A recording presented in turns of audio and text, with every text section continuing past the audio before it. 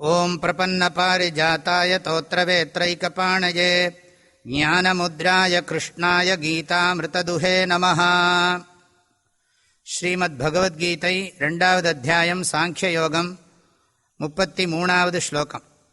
அத சேத்வமிமம் தர்ம்யம் சங்கிராமம் ந கரிஷ்யசி ததஸ்வதர்மம் கீர்த்திஞ்ச ஹித்வா பாபமவாப்ஸ்யசி. பகவான் ஸ்ரீகிருஷ்ணர் அர்ஜுனனுக்கு துக்கத்தை போக்குறதுக்கான வழியை திரும்ப திரும்ப பல கோணங்களில் உபதேசம் பண்ணுகிறார். இந்த 31வது ஸ்லோகத்திலிருந்து 37வது ஸ்லோகம் வரைக்கும் தர்ம அதர்ம விவேகா அப்படிங்கிற தலைப்பாக அமைகிறது. தர்மத்தின் கோணத்தில் பார்த்தாலும் நீ நடுங்க வேண்டிய அவசியம் இல்லை அர்ஜுனா. ஏன்னா க்ஷத்ரியர்களுக்கு தர்மமான யுத்தம்தான் விசேஷமானது அப்படின்னு அதெல்லாம் புகழ்ந்து சொன்னார், பார்த்தோம்.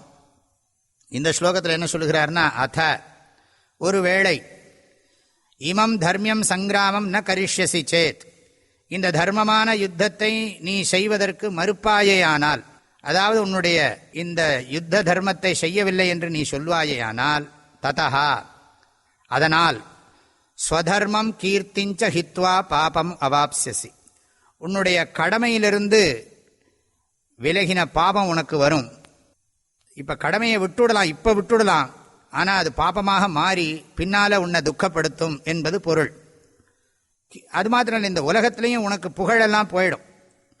கீர்த்திஞ்ச ஹித்வா, ஆக லௌகிக திருஷ்டியில் புகழ் போயிடும், சாஸ்திரிய திருஷ்டியில் பார்த்தா பாபம் வந்துடும்.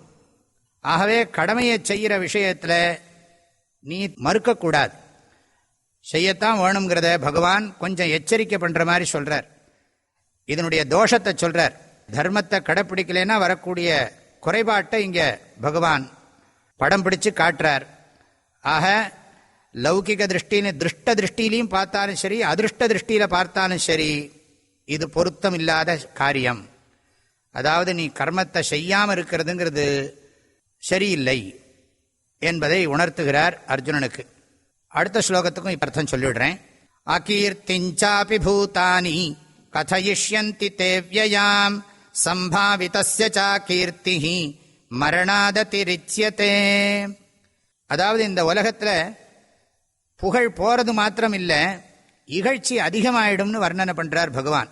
அர்ஜுனனுக்கு கடமையை செய்யலேனா வரக்கூடிய பிரச்சனைகளை படம் பிடிச்சு காட்டுறார்.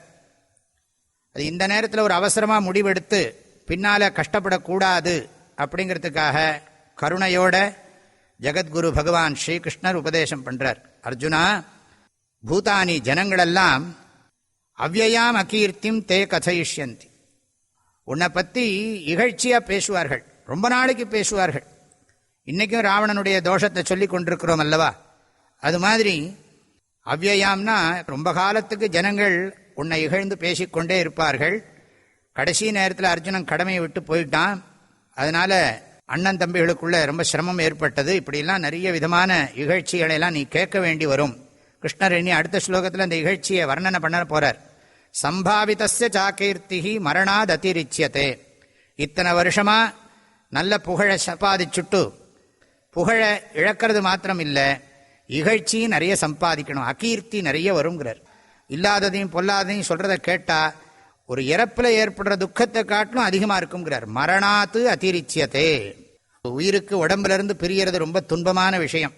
அதை காட்டிலும் இந்த உலகத்தில் இருந்து கொண்டு, இந்த உடம்புல இருந்து கொண்டு துன்பத்தை அனுபவிக்கிறதுங்கிறது கொடுமையானது என்று இந்த ஸ்லோகத்தில் சொல்லப்பட்டிருக்கு. சாதாரணமாகவே சொல்றது உண்டு, சிதா சிந்தா துவயோர் மத்தியே சிந்தா ஏவ கரீயசி சிதா தகதி நிர்ஜீவம் சிந்தா பிராணயுதம் வபுஹு. ரொம்ப அழகான ஸ்லோகம் இது. பிணத்தை நாம் எரிக்கிறதுக்கு செதை வைக்கிறோம்.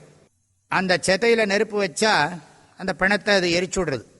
அதே மாதிரி சிந்தா, சிந்தான்னா கவலை, மனசில் இருக்கிற கவலைங்கிற நெருப்பு, பிணத்தை எரிக்கிற சிதை நெருப்பு, இது ரெண்டில் எது ரொம்ப கொடுமையானதுன்னா கவலை தான் ரொம்ப கொடுமையானது.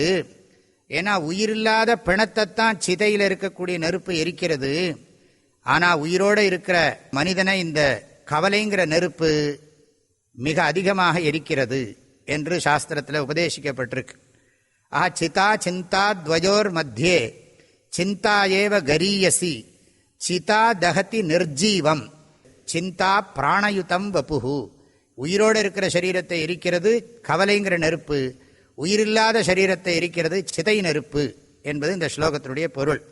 ஆகவே கிருஷ்ணர் அர்ஜுனனுக்கு இந்த கடமையை செய்யாததுனால வரக்கூடிய பிரச்சனைகளை மனசில் பதிய வைக்கிறதுக்கு முயற்சியை மேற்கொண்டிருக்கிறார். இதெல்லாம் நம்முடைய வாழ்க்கைக்கு சரியான பாடங்கள். நாம் எப்பவும் கடமையை விட்டு பாவத்தை சம்பாதிச்சுடக்கூடாது. இந்த உலகத்தில் மகான்களால் புகழக்கூடிய ஒரு வாழ்க்கையை நாம் அடைய வேண்டும் என்பதும் இதிலிருந்து நாம் தெரிஞ்சுக்க வேண்டிய ஒரு நீதி. அனைவருக்கும் மனமார்ந்த நல்வாழ்த்துக்கள், பரிபூர்ண ஆசீர்வாதங்கள். ஹரி ஓம்.